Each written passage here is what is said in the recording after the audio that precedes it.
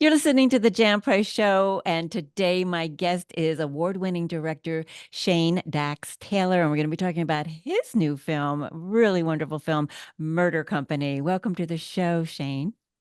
Jan, thank you so much for having me. I really appreciate it. Oh, you're welcome. It's my pleasure to have you on the show. I love anything to do with World War II. I mean, I am just fascinated with World War II. I've had a lot of films about World War II, a lot about the Holocaust documentaries, and I've always been fascinated. So when this one came across my desk, I went, "Yes, I definitely want to, have interview Shane about this film." You have so the audience knows a little bit what Murder Company is all about. Why don't you give a synopsis of the film? Yeah, the story is about a mixed unit of U.S. soldiers who are sent behind enemy lines to smuggle a member of the French resistance, a very talented sniper behind enemy lines, and to take out a high-ranking Nazi who was in charge of all the road system throughout France. Hold on one minute. Are you having problems there too? Yeah, my ice machine kicked on behind me, so I apologize. No, you couldn't. I couldn't hear it. And yeah, you're good. Okay. But no, we have a talented group of actors: Kelsey Grammer, William Mosley, Joe Anderson, Pooch Hall, G. Marini, Jillone Vanover. I mean, I couldn't be happier. And a lot of these guys I've known for over 20 years. So it's like going to summer camp with a bunch of friends and rekindling, friendships and whatnot. So it's crazy how this business works, how you don't see each other for years and all of a sudden you see each other every day nonstop for a while. That makes it fun. That It does, definitely absolutely. makes it fun for sure. So there's a personal connection to World War II for you. So why don't you share that story with our audience? Because I found that a fascinating story. Yes, my grandfather was General Patton's aide. So he was his right-hand man, and they were extremely close. My grandfather's nickname was Ace, because he was an amazing shot. So General Patton gave him that nickname. And General Patton, once he retired, he gave my grandfather his gun, his ivory handled gun. I'm sorry, I don't have that right here, but he was on the cover of Time magazine at D-Day. I mean, back in 1944, and Wow. it was quite you know, I heard a lot of stories. Unfortunately, he passed when I was really young, but through friends of my grandfather's, my father, uncle, everyone else, would regale me with stories about what an amazing man he was. And one day, down the road, hopefully far from now, that I'll own General Patton's gun, his ivory handled gun. So, and pass it down to my kids and so forth, so on and so forth. How wonderful. What a wonderful story. Do you think you might want to make a movie about your grandfather? Absolutely. One day, I, I've it had to be the right story for me to. I mean, I've always wanted to make a World War II film, and this script came across my desk, and I was like, yeah, this is fascinating story. And now that I've done it, it's kind of like you want to do more and more. And my grandfather's is definitely at the top of that list. And I've started talking to my dad a lot more since I made this film about, like, okay, write down all these stories, tell me these things, and let's go make his story, make him Right. proud. Right. Get those stories down before, your father passes on and the stories come from Absolutely. him for sure. No, no, I definitely want to do that. So this film, is it a true story? It is. Jesse Middleston, who wrote the script, really did his research, and it's a story that hardly anybody has known or has heard of. So he went in and just researched it, and you know, there's so many amazing, World War One, World War Two, Vietnam. There's so many stories that just haven't been told yet, and it just takes someone like Jesse to go in and research and find these, and talk to people that were there, and go back and look at old magazines and books and little stories. So yeah, it's quite a story, and it's definitely it brings it's the division that's happening within our around the world. Right. It's good to bring a story where these Americans and Frenchmen, they can come together as one, and have one enemy, so to speak, and go after that. So that was I think the timing is right for this, and July 5th is, it couldn't be better. I mean, we're at the 80th anniversary of D-Day, so Right. now's the perfect time for this. I agree. I agree. And there seems to be, it's also interesting, more stories that we never heard of. These kinds of stories that are very important to how the war ended, and that are coming out now. These personal stories about the soldiers during that time, and I think there's more interest in World War II, perhaps right now, because of everything that's going on in our world. 100%. And this is a big anniversary because a lot of these guys now are, they're in their late 90s, 100 years old. I mean, Yeah. that fought in this war. So this is probably, I would say, the last big anniversary that we just had. Right. Right. That's important to everyone. And this, with this story in particular, why this is so important is because once we landed on Normandy and all these uh, all the beaches in France, people don't understand that, when they think bridges, they think of, Golden Gate Bridge. They think of these massive bridges, and a bridge can be just taking you over a creek. But if the Nazis wanted to go in and destroy all these little bridges and these roads, which means the tanks can't get in. You can get in on foot, but you're not going to bring a tank over a creek if there's no bridge. I mean, it could be 5 feet tall, or I mean, this one was 20. It was a pretty big. It was 20 feet tall, but it was still, there were bridges of all sizes, and he wanted to go in and this Nazi general, and just destroy everything that led out of these beaches. So it was important for these U.S. soldiers and those Frenchmen to go in and take him out, so we could get our men off the beaches. Right. You know, Right. Right. Yeah. Did you watch any of this ceremony last week at the 80th anniversary? I tried to. I was actually on a film set, so I got pulled in to direct another film. So we were shooting then. So it was kind of a last minute film for me that I got pulled into. But I did hear, of course, my father, my brother, other people told me all about it, and brought tears to their eyes. Yeah, yeah, yeah. Well, you can pick it up. I'm sure it's all over the place. You can go watch some of it, for sure. It did. It brought tears to my eyes to see these soldiers. And you're right. Many of them in their late 90s and their hundreds. I think somebody was like 108 or something ridiculous. It was like amazing, or 103 maybe. But it was a big number, and they made it there. That was what was so amazing. So, yeah, we need these stories more now than ever. Absolutely. I couldn't agree more. And like I said, I want to make more of these. I mean, they're near and dear to my heart, and make everyone proud for sure.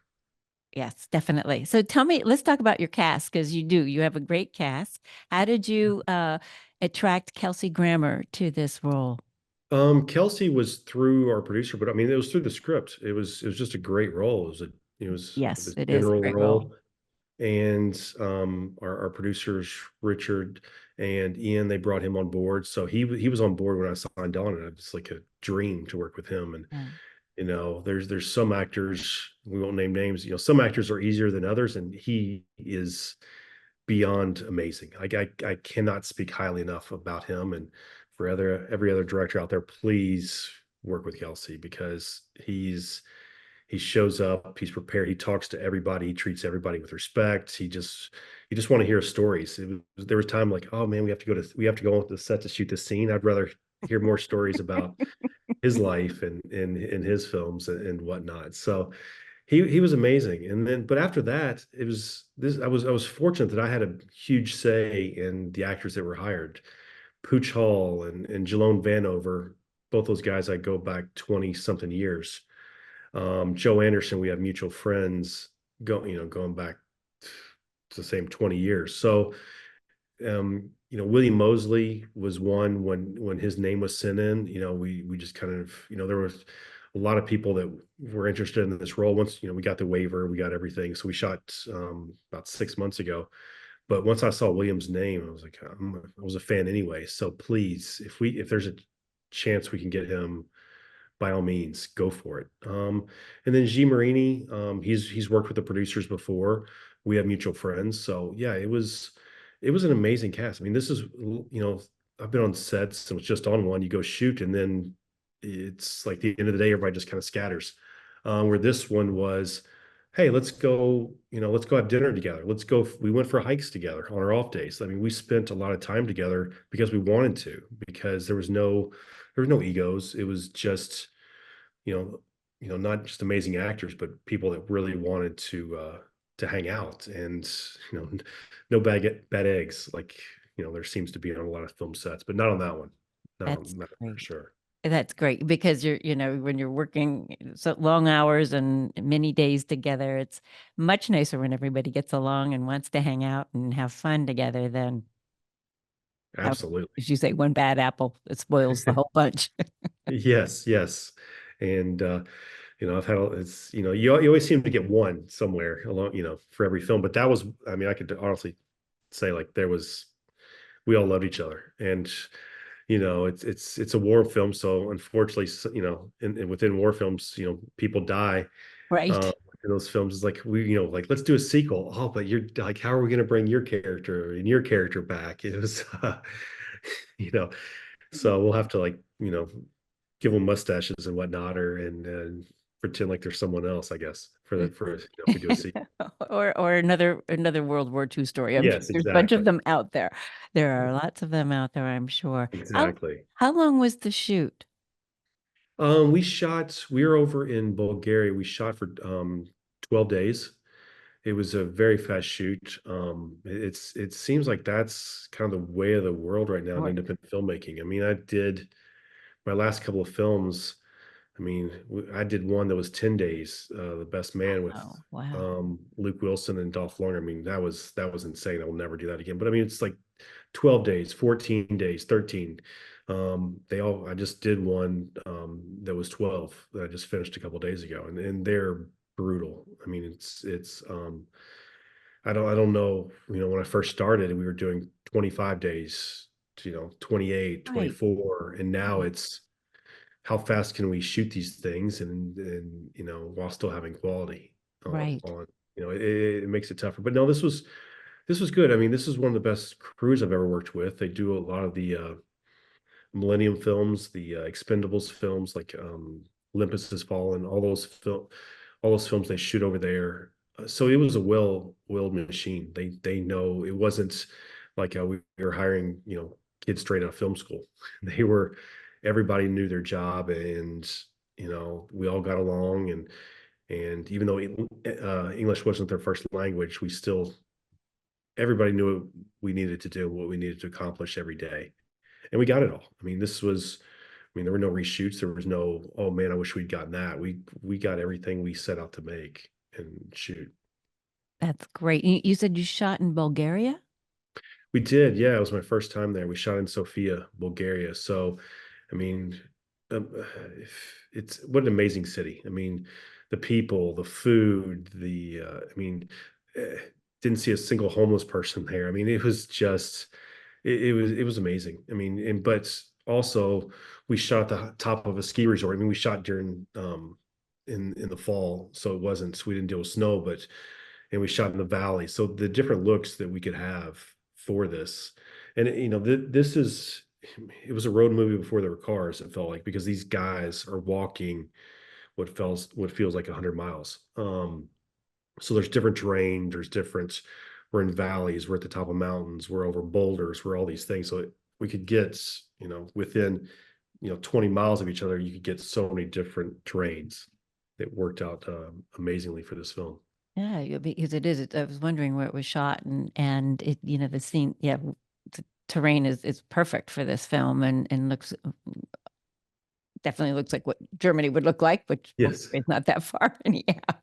Yeah, Uh, I mean, I do a lot of research before, and I look at, because this is a true story. I've shot a few true stories, and I want to stay true to what it looks like, and pulling up pictures and whatnot of in France where they were. It's like, wow, you'd have no idea. I mean, if I told people, it was France, you'd believe me too. So yeah, Bulgaria seems to be becoming the new European capital for filming movies, because I've had other film directors who are shooting in Bulgaria too. So it must be more economical to shoot there.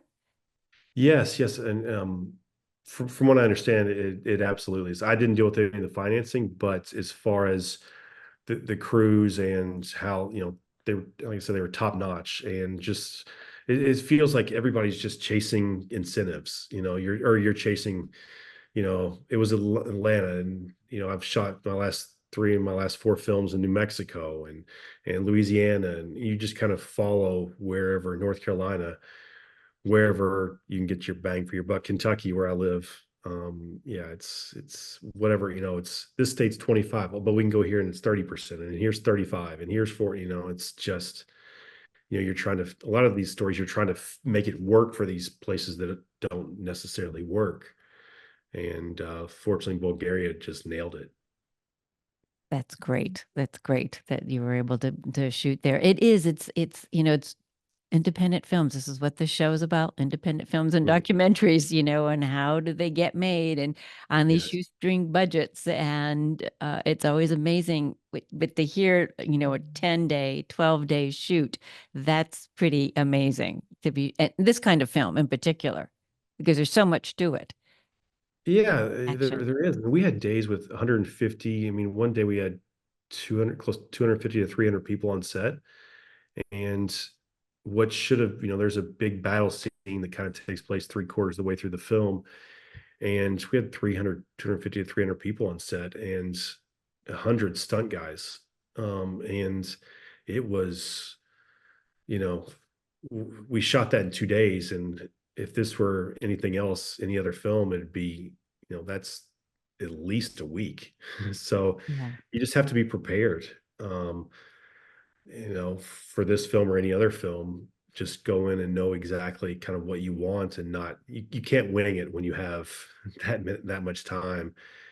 I just, because this is independent film, I just, a director recently passed away for this other for a Saban film, and they're in pre-production, and Saban called me and said, "Hey, we need you. Can you get on a plane tomorrow and go work on this film?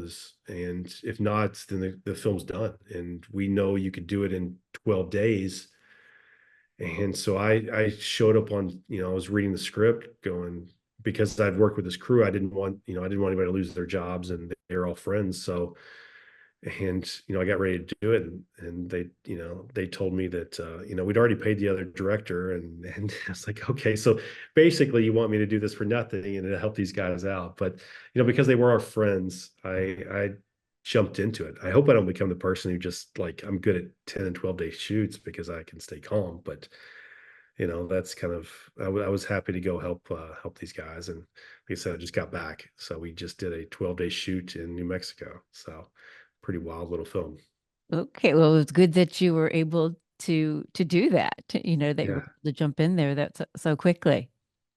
Yeah, yeah. So it was um at least this one I knew going, with Murder Company, I knew going in, and I know these guys. I knew everybody. I was able to hire them, and would highly recommend, that's what made that experience so wonderful. Where this one is, under the circumstances, I stepped up, but it wouldn't be something I would normally do or normally want to get involved with.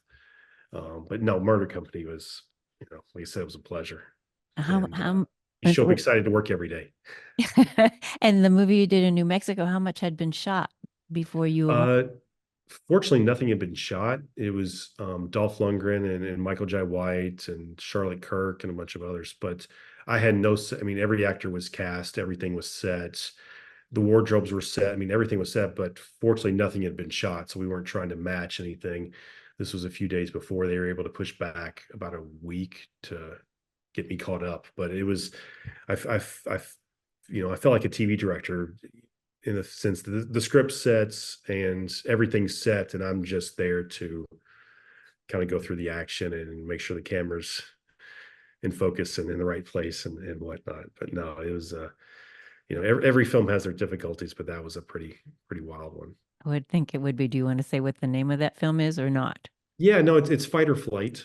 So like I said, Dolph Lundgren and Michael J. White, and you know, there was that was its own, you know, it was his own, separate crazy action film. that'll come out later this year or early next year or something like that. So, but Dolph yeah, Lundgren. I know you do documentaries too. So my world is features to documentaries to features. I'm always, so I stepped away from my documentaries that I'm working on to go do that one, and before I go back to my next feature here in a Yeah. month or so. Well, Dolph Lundgren seems to be in a lot of movies lately. I've had him a lot of the movies that I've had on the show. He's been one of the stars of the film, so he's got a pretty active career there.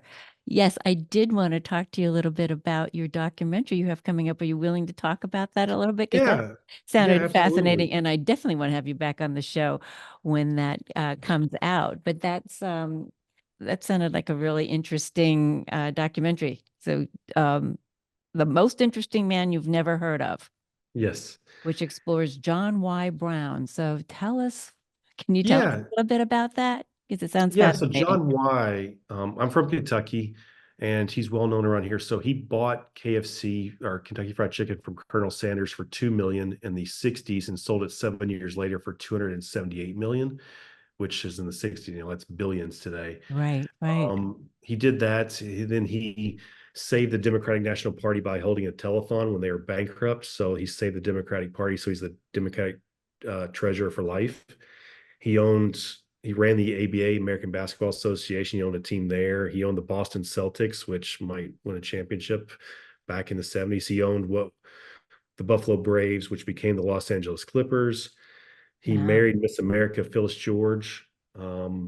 Yeah, he's just done, he was governor of Kentucky. He owned Kenny Rogers Roasters, Miami Subs, all these things. And then, but he had a gambling addiction and stuff. So it was he kind of lived a roller coaster life of, living for the now and not thinking down the road. So John, I interviewed, John many, many times, and Bill Clinton, who they were close, President Clinton, Bob Costas, Sherry Lansing, who ran Paramount, Wow.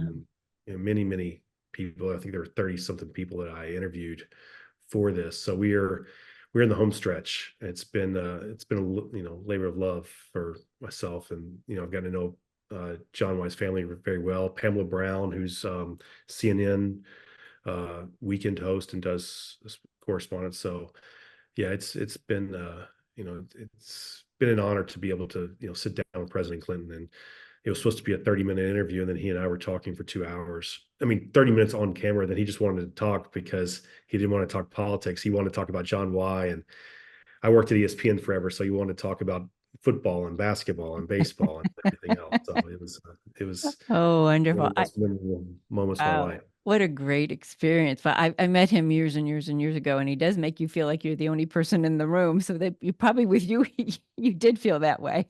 Yes, yeah, 100%. It was, like I said, it was an honor and something I'll cherish forever. Yeah. And he called in to check in. We talked after John Y passed, it's been about 18 months ago or whatever it was. So yeah, just checking to see how it was going, how the documentary, couldn't wait to see it. So Oh, wonderful. quite an Wonderful. experience. I definitely want to have you back on the show when that one I is would love that. when you release it for sure, for sure. Well, where can people see Murder Company? So it comes out July 5th in select cities, and then it'll be on premium VOD from there. And with 4th of July and the holiday and celebrating America, I don't think there's a better time. When we were talking about this, it was like there's three times. There's Memorial Day, there's Labor Day, and there's 4th of July. And July 5th happened to fall on a Friday, so it's Perfect. kind of perfect time to release the film.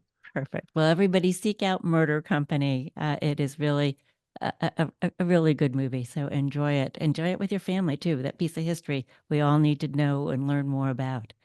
Thank you, Yes. Dax. Thank you Shane. Thank you for being Yeah. on the show. Thank you, Jan. I really appreciate it. I look forward to, talking to you more in the future on other projects. Definitely, for sure. Thank you so much. All right. Have a Thank great you. day. We're ready. Bye. Bye.